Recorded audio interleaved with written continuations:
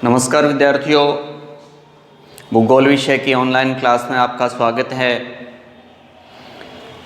पिछली online class में हम पृथ्वी की आंतरिक संरचना और पृथ्वी की आंतरिक संरचना के साक्ष्य विभिन्न परतदार संरचना का अध्ययन किया, जिसमें साक्ष्यों में हमने भूकंप का भी एक छोटा सा अध्ययन किया था।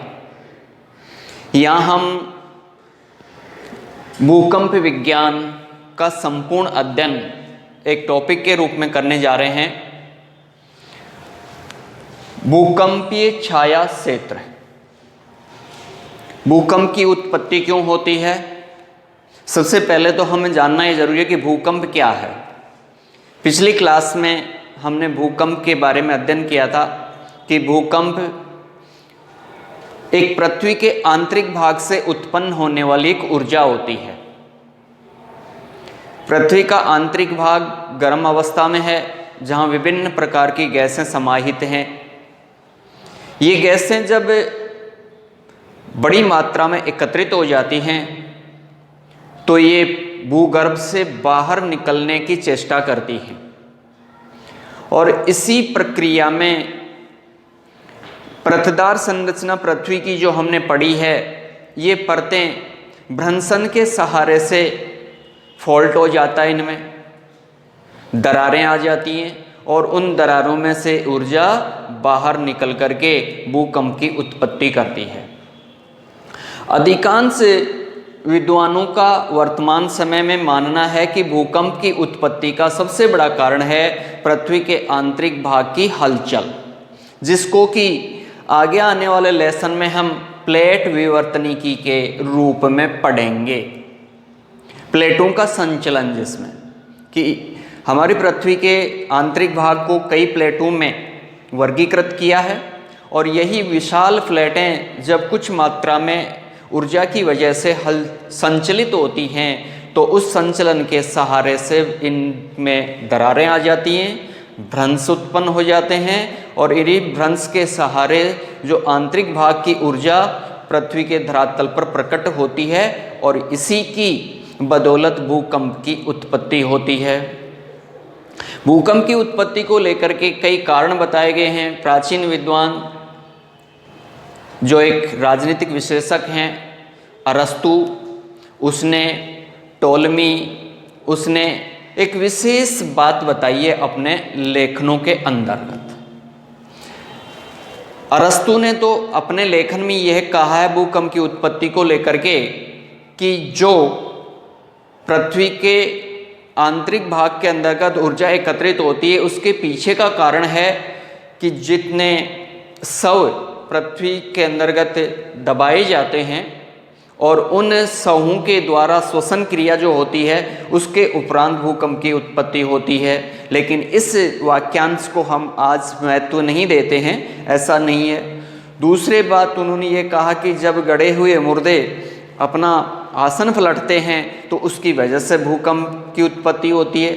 ये तो एक प्रारंभिक बिंदु थे, लेकिन वर्तमान समय के अंतर्गत भूकंप विज्ञान में इस बात को तवज्जो दी जा रही है कि पृथ्वी की जो प्लेटें हैं उनके अंदर संचलन होता है, और वो संचलन होता है ऊर्जा के उत्पन्न होने से, और यही एक बड़ा भूकंप का कारण बनता है। भूकंप जहाँ से उत्पन्न होता है, पृथ्वी का वह भाग जिस जगह से भूकंप की उत्पत्ति होती है, उसको फोकस या भूकंप का अवकेंद्र कहते हैं। इस अवकेंद्र से तरंगें उत्पन्न होकर के धरातल पर पहुंचती हैं।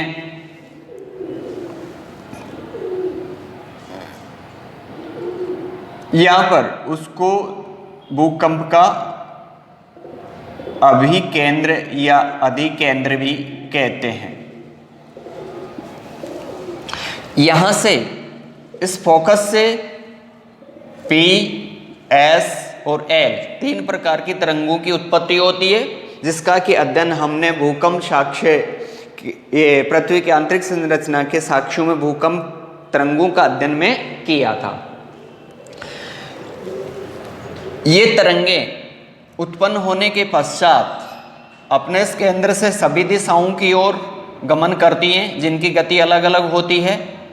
और इन तरंगों का मापन जिस यंत्र के द्वारा किया जाता है, भूकंप का मापन करने वाला जो यंत्र होता है उसको सीस्मोग्राफ के नाम से जानते हैं। सीस्मोग्राफ मर्केली पैमाना होता है, जिसको रिक्टर पैमाना भी कहते हैं, जिसके ऊपर स्केल नुमा 1 से लेकर के 12 तक की संख्या लिखी हुई है। पृथ्वी का कंपन जितना तेज होता है तो इस स्केल में लगी हुई सुई उतनी ही अधिक ऊंचाई वाले अंकों पर जाकर के रुकती है, जिसके आधार पर इसका मापन किया जाता है या पैमाना ज्ञात किया जाता है। सीस्मोग्राफ इस यंत्र का उपयोग भूकंप का मापन करने के लिए किया जाता है। भूकंप की उत्पत्ति का जो सबसे बड़ा कारण होता है वो कारण विद्वानों ने भ्रंश को माना है। दो विशाल आकार की जो प्लेटें होती हैं और उनके आंतरिक भाग के अंतर्गत यहाँ पर ऊर्जा का भंडार होता है। ये ऊर्जा इतनी अधिक मात्रा में एकत्रित हो जाती है कि अपने नीचे दाएं बाएं और ऊपर की चट्टानों पर दबाव डालती है। जो चट्टानें कमज़ोर अवस्था वाली होती हैं वो इस ऊर्जा के दबाव की वजह से क्रैक हो जाती हैं, भ्रंश पड़ जाता है, टूट जाती हैं। और जब इस क्रैक के साथ ये संचलित होती हैं तो इस संचलन के मध्य जो रास्ता बनता है उस रास्ते से ये ऊर्जा या तरंगें धरातल के ऊपरी भाग के ऊपर आकर के प्रकट होती हैं। जब ये ऊर्जा अपने भूकंप के अधिक केंद्र से प्रकट होकर के ऊपर की ओर जाती है तो इस दौरान प्लेटों में खिसकाव होता है और उससे पृथ्वी का आंतरिक भाग कंपित करने लग जाता है, जिसे हम भूकंप आना कहते हैं। भूकंप की गमन किस प्रकार से करता है ये, इसको लेकर के और विद्वानों ने कुछ साक्ष्य हमें बताए हैं, जिसे भूकंपीय छाया क्षेत्र के रूप में मानते हैं। भूकंपीय छाया क्षेत्र एक तो पी तरंगों का बनता है, एक एस तरंगों का बनता है। एल तरंगे छाया क्षेत्र बनाती नहीं है। सबसे पहले बात करते हैं हम पी तरंग की। पी तरंग छाया क्षेत्र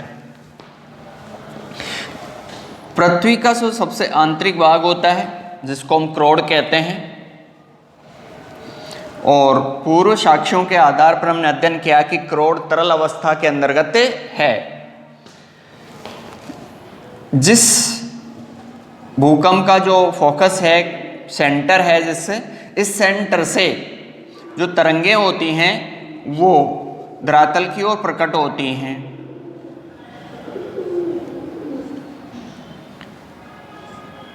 यहां से उत्पन्न होने वाली तरंगें, स्नेल का एक नियम है, नामक विद्वान है स्नेल, उन्होंने कहा था कि ये तरंगें अपने मार्ग में जब गमन करती हैं तो ये वक्राकार मार्ग अर्थात ये अपने दाएं और बाएं ओर मुड़ जाती हैं, सीधे मार्ग का गमन नहीं करती हैं, ऐसा स्नेल नामक विद्वान ने कहा है। इस प्रकार से अपने दाएं और बाएं गमन करती हैं। 105 डिग्री के एंगल पर ये वक्र रूप ले लेती हैं। इसके बाद में जब ये क्रोड में प्रवेश करती हैं तो ये तरंगें बिल्कुल क्रोड के मध्य भाग से होकर के गमन करती हैं। इस प्रकार से ये 145 डिग्री का जो एंगल है, कोण है, उसके भीतर से गमन करती हैं। एक बीच का ऐसा क्षेत्र इन तरंगों के गमन से या गुजरने से बच जाता है।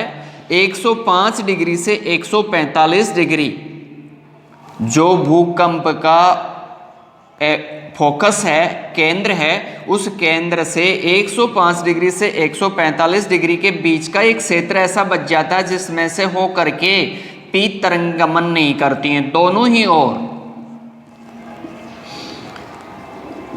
इसका कारण है क्योंकि ये जो तरंगें होती हैं वो दोनों परतों में, भूपर्पटी और प्रवार, इसमें तो वक्र मार्ग का अनुसरण कर लेती हैं और क्रोड़ वाले भाग में से सीधी गमन कर जाती हैं। इस आधार पर 105 डिग्री से 145 डिग्री के मध्यवर्ती भाग दोनों ही ओर ये भूकंप क्षेत्र से रहित रहता है, भूकंप तरंगों से रहित रहता है, इसलिए इसको शैडो जोन कहते हैं या पी तरंगों का छाया क्षेत्र कहते हैं। दूसरा जो एस तरंगे हैं, एस तरंगों का जो छाया क्षेत्र बनता है वो पी तरंगों से कुछ भिन्न है।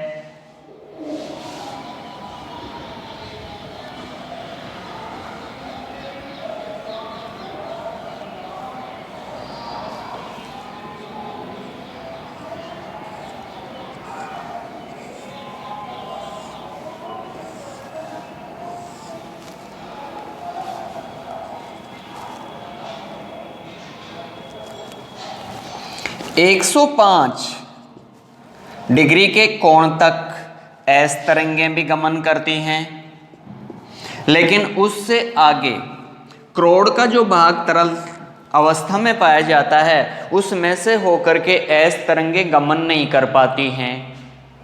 105 डिग्री से परे या दूर वाला जो क्षेत्र होता है वो पूरा का पूरा एस तरंगों का छाया क्षेत्र कहलाता है।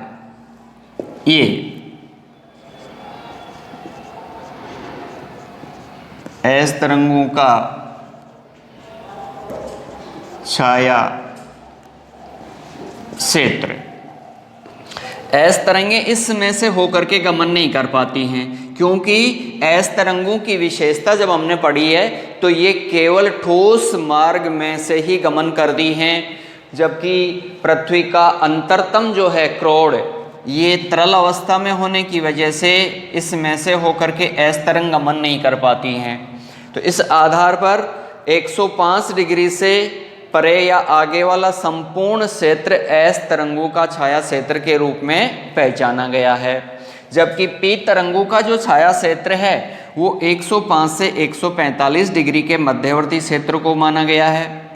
इस आधार पर जब दोनों तरंगों का छाया क्षेत्र का जब अध्ययन हमने किया तो एक बात निकल करके आ रही है कि 105 डिग्री से 145 डिग्री वाला क्षेत्र ऐसा है जिसमें से कोई भी भूकंपीय तरंग गमन नहीं करती है, क्योंकि 145 से आगे पी तरंग गमन कर रही है लेकिन इससे में एस तरंग गमन नहीं कर पा रही है। इसलिए दोनों तरंगों का छाया क्षेत्र की अगर हम बात करते हैं तो कौन सा आता है, 105 डिग्री से 145 डिग्री वाला। जबकि पर्टिकुलर अगर पी तरंग का छाया क्षेत्र के बारे में पूछा जाता है तो हमें जानकारी रखनी होगी 105 डिग्री से 145 डिग्री तक पी तरंग का छाया क्षेत्र है। एस तरंग का छाया क्षेत्र 105 से दोनों ओर संपूर्ण क्षेत्र एस तरंग का छाया क्षेत्र है। प्रश्न इस प्रकार से आए कि वह कौन सा क्षेत्र है जिसके अंदर कोई भी भूकंपीय तरंग गमन नहीं करती, तो हमारा उत्तर होगा 105 डिग्री से 145 डिग्री के मध्यवर्ती क्षेत्र को। इस आधार पर हम ये कह सकते हैं कि सबसे बड़ा भूकंपीय तरंगों का छाया क्षेत्र है एस तरंग का, इसका सबसे बड़ा है, या यूं कह सकते हैं कि संपूर्ण भूपृष्ठ के 60% भाग पर एस तरंग गमन नहीं कर पाती हैं। केवल 40% भाग ऐसा है जिसमें से होकर के एस तरंग गमन करती है। इस आधार पर भूकंपीय तरंगों का ये छाया क्षेत्र, भूकंप की उत्पत्ति के बाद में इसके जो प्रभाव हैं, कई बार हम भूकंप को धरातल पर या किसी देश में आने के उपरांत होने वाली जनधन हानि का विभिन्न अखबारों में या टीवी के ऊपर दृश्य देखते हैं। भारत भी इस मामले में अछूता नहीं है। भारत में भी भूकंप के आधार पर 5 जोन वर्गीकृत किए हैं। भारत में भूकंप सर्वाधिक मात्रा के अंतर्गत आता है तो उसके पीछे के कारण और क्षेत्र हैं भारत में हिमालय पर्वतीय क्षेत्र जो है वो अभी भी संचलित अवस्था में है, इसलिए अधिकांश जो भूकंप हैं वो इसी भूभाग में आ रहे हैं। या यूँ कह सकते हैं कि जब हम भारत के परिप्रेक्ष्य में भूकंप पड़ेंगे तो 5 जोन जिसमें भारत का दक्षिणतम हिस्सा है या प्रायद्वीपीय पठार है वो अभी भी भूकंप के उत्पत्ति क्षेत्र के रूप में सुरक्षित अवस्था के अंतर्गत है। भूकंप आने के उपरांत जो विशेषतः हानियाँ जो होती हैं इसके अंतर्गत जनधन की जो हानि होती है वो सर्वाधिक होती है। इसके अलावा धरातल का असंतुलित हो जाना, विभिन्न प्रकार की गैसों के द्वारा पर्यावरणीय गैसों के संतुलन में अंतर उत्पन्न हो जाना, बड़े बड़े बांधों का टूट जाना जिससे कि धरातल पर पानी का प्लावन हो जाना, जैसे भूकंप के कई प्रभाव हैं जो देखे हैं। भूकंप के बाद में अध्ययन करेंगे हम ज्वालामुखी के बारे में कि ज्वालामुखी भी एक ऐसी ही आंतरिक प्रक्रिया है, घटना है जो पृथ्वी के आंतरिक भाग से उत्पन्न होती है। लेकिन भूकंप की तुलना में ज्वालामुखी को एक छोटा और कम प्रभाव वाला आपदा के रूप में समझा जाता है। ज्वालामुखी और भूकंप आने के दोनों के कारण जो हैं वो एक जैसे हैं, इनके जो क्षेत्र हैं वो एक जैसे हैं, क्योंकि जहां भूकंप आएगा उन्हीं क्षेत्रों के समक्ष ज्वालामुखी भी आती है। अब ज्वालामुखी क्या है, इसको हम भूकंप की तरह ही समझ सकते हैं।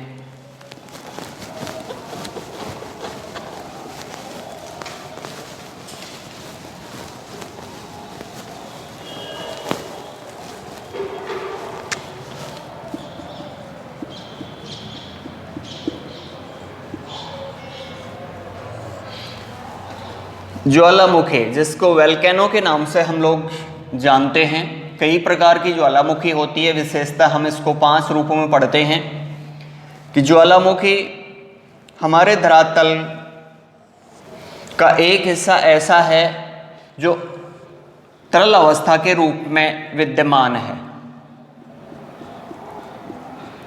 लगभग हमारे यहाँ से या भूपर्पटी से 700 किलोमीटर गहराई वाला एक हिस्सा है जिसे दुर्बलता मंडल कहते हैं।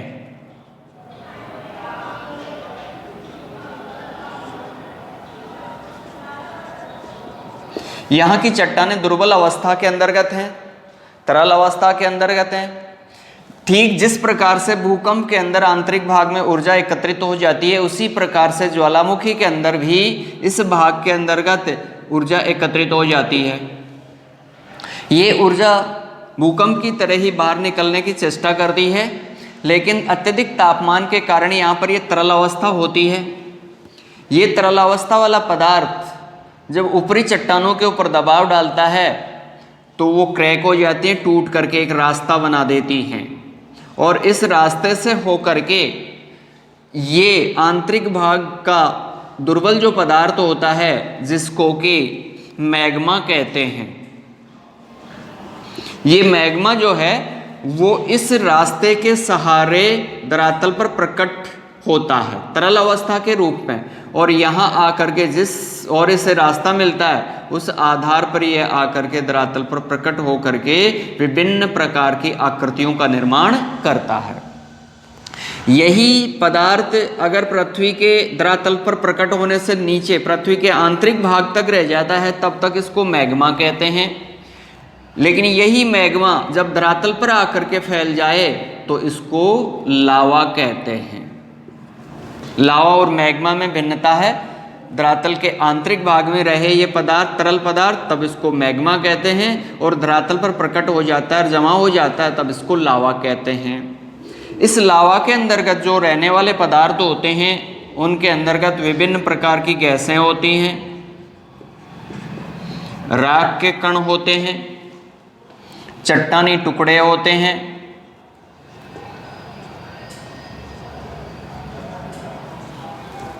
जल होता है। क्योंकि जब ये तरल अवस्था के अंतर्गत रहता है मैग्मा के रूप में, तो इसका जो टेम्परेचर होता है वो 100 डिग्री सेल्सियस से लेकर के 1200 डिग्री सेल्सियस तक का तापमान होता है इस मैग्मा का। इस आधार पर ये जब धरातल पर प्रकट होता है तो यहाँ पर आकर के विभिन्न प्रकार की आकृतियों का निर्माण करता है, जिसको सिंडर शंकु, ज्वालामुखी, पर्वत आदि के नाम से इसको हम जानते हैं। लेकिन धरातल पर कई बार स्थितियां ये बनती हैं कि ये मैग्मा या ये लावा धरातल पर न आकर के कुछ आंतरिक रिक्त स्थान जो होते हैं चट्टानों के बीच, उनमें जाकर के जमा हो जाता है और वहाँ पर ये ठंडा होने के उपरांत कुछ आकृतियों का निर्माण करता है। इनको कहते हैं ज्वालामुखी निर्मित आंतरिक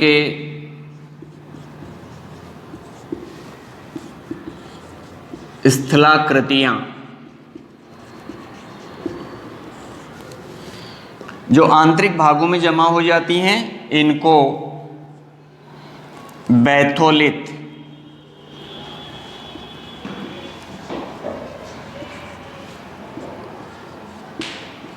फैकोलिथ,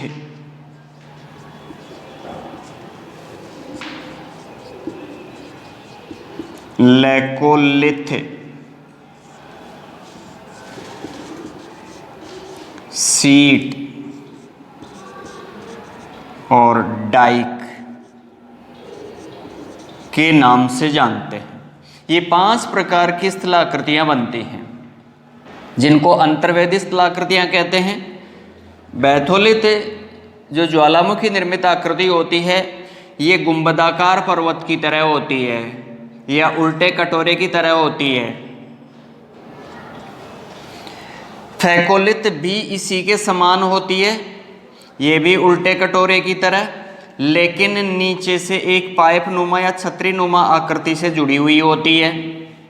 दोनों में समानता या भिन्नता इतनी है कि बैथोलिथ होता है वो भी गुंबदाकार पर्वत होता है, लेकिन नीचे से ये किसी वाहक नली से जुड़ा हुआ नहीं होता, जबकि फैकोलिथ जो होता है वो किसी वाहक नली के द्वारा या जो नीचे से आने वाला पदार्थ जिस माध्यम से या जिस रास्ते से होता है वो इससे जुड़ा हुआ होता, तने के रूप में या छतरी के रूप में।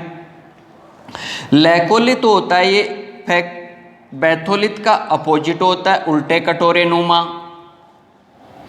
सीट जो होती है वो धरातल में आंतरिक भागों में लंबे आकार में पतली दरार या परत के रूप में मलबे का जमाव हो जाता है, उसको सीट कहते हैं। अगर यही सीट मोटे आकार की हो जाती है तो इसको दूसरा नाम सीट सिल भी कहते हैं। ये केवल आकार के आधार पर इसका अंतर है। रही डाइक, डाइक खड़े आकार की एक स्तंभ नुमा, पिलर नुमा आकृति होती है जिसमें खड़ी दरारों के अंतर्गत मैग्मा का जमाव हो जाता है। इस आधार पर ये ज्वालामुखी निर्मित 5 स्थलाकृतियां जो हैं वो होती हैं। ज्वालामुखी की उत्पत्ति से संबंधित भी वही कारण हैं जो कि भूकंप की उत्पत्ति के कारण होते हैं। अब प्रभाव जो होता है ज्वालामुखी का, इसका सबसे बड़ा प्रभाव ये होता है कि नवीन मैदानों का निर्माण करती है ये, क्योंकि आंतरिक भाग का जो लावा निकल करके आता है वो एक लंबे चौड़े क्षेत्र पर फैल करके एक नवीन उपजाऊ मैदान का निर्माण कर देता है, जो कृषि से या कृषि के लिए लाभदायक होता है। जिसका उदाहरण हम विश्व के बड़े मैदानों के रूप में देखते हैं। भारत का जो प्रायद्वीपीय पठार है ये भी बैसाल्ट युक्त लावा से निर्मित मैदान है। माना जाता है कि जब भारत की या एशिया महाद्वीप का निर्माण हो रहा था उसी दौरान आंतरिक भाग का जो मलबा इस गर्त या इस गड्ढे में आकर के लंबे समय तक जमा होता गया और ये भर गया। उसके उपरांत ये काली मिट्टी युक्त मैदान का निर्माण हुआ है या पठार का निर्माण हुआ है। कई स्थानों पर विभिन्न प्रकार के आंतरिक भाग के खनिज प्रकट हो जाते हैं धरातल पर। अधिकांश विद्वानों का मानना है कि धरातल पर जितने भी पठारी क्षेत्र हैं और उन पठारों के अंदर जो खनिज निकल रहे हैं वो सारे के सारे कुछ समय पूर्व लावा के द्वारा ही निर्मित हुए हैं। इस आधार पर हम ज्वालामुखी के प्रभाव या इसके फायदे जो हैं उनका भी हमने अध्ययन किया है।